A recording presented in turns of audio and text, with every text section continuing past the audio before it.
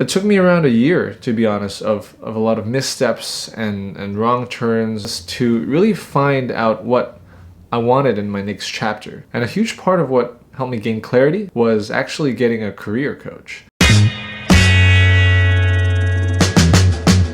What's up guys, it's Justin here, and today I'm really excited to talk to you about whether a career coach is worth it. For me, 2020 was a really difficult year. And from the age of 25 to 26, I was going through a major existential crisis where I was trying to figure out what I wanted to do with my life. I lived my life based on the assumption that I really wanted to be a filmmaker. So when I made the decision to step away from that path, it was really difficult because I had no idea what I wanted to do. And a huge part of what helped me gain clarity was actually getting a career coach. And you know, I've always been skeptical about career coaches, life coaches, but I was at a point in my life where I really wanted to have that sense of clarity. And part of why I'm making this video is that each session cost a lot of money. And I was really digging into my savings. But I was so desperate and I felt like the investment would pay off at some point. And a huge part of the returns of what I got from career coaching were not these sessions with the career coach, but actually the exercises that she made me do. Before I jump into what those exercises are, I'd really appreciate it if you could click subscribe and hit the like button for me. So the first step in my career coaching journey was that my coach made me take a Strengths Finder exercise. Now, what a Strengths Finder exercise is basically, it asks you a series of behavioral questions, and from the way you answer these questions, it's able to deduce what your strengths are. The whole idea is to help you understand what your strengths are so you can focus on them when you are kind of finding that next step in your career. And this is really important because most people who are successful in life focus on their strengths, and they're very aware of the weaknesses that come with their strengths as well. Obviously, it's a stepping stone for you to figure out what your next step is.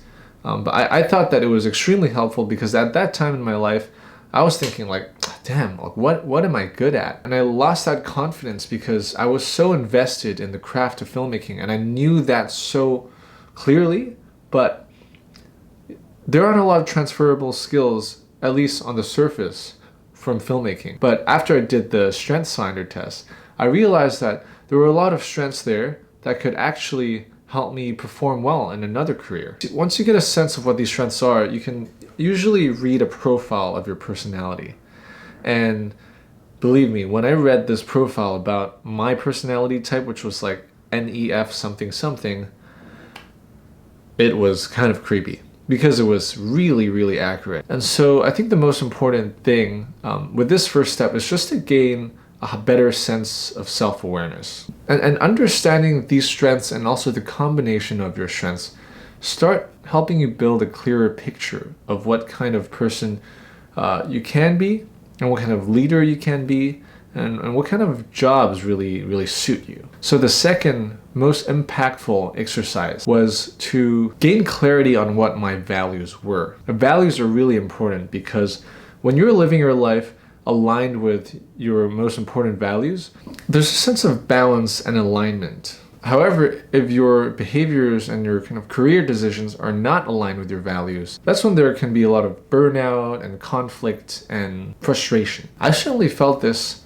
when I was working at an ad agency. I'm not saying anything bad about ad agencies, but I really didn't see how any of the work was aligned with this really fundamental value of mine, which was to be doing something that could actually improve people's lives. So I felt extremely frustrated and demotivated during this period of my career. So what you should do is write down your top 10 values and try to prioritize them in order. That'll really give you a sense of what you really care about. And also it's really important to make decisions based on these values. You'll maintain a sense of integrity in your approach. Even though making value-based decisions are sometimes difficult in the short term, it really pays off in the long term. So the third most important exercise is creating a career criteria. What that really means is just gaining clarity on what you want your career to look like. What kind of people do you want to work with? What kind of environment do you want to work with? What kind of leader do you want to work for? And once you gain clarity on this, and it doesn't always have to be set in stone. I think oftentimes when we look for a job and look for work, sometimes we aim for the wrong things, or the things that we actually don't really care about, like prestige and salary. And obviously, it's a completely different story for everyone who has a different background and context. But I think why this exercise is really helpful is because it helps you get really specific about what makes you thrive at work.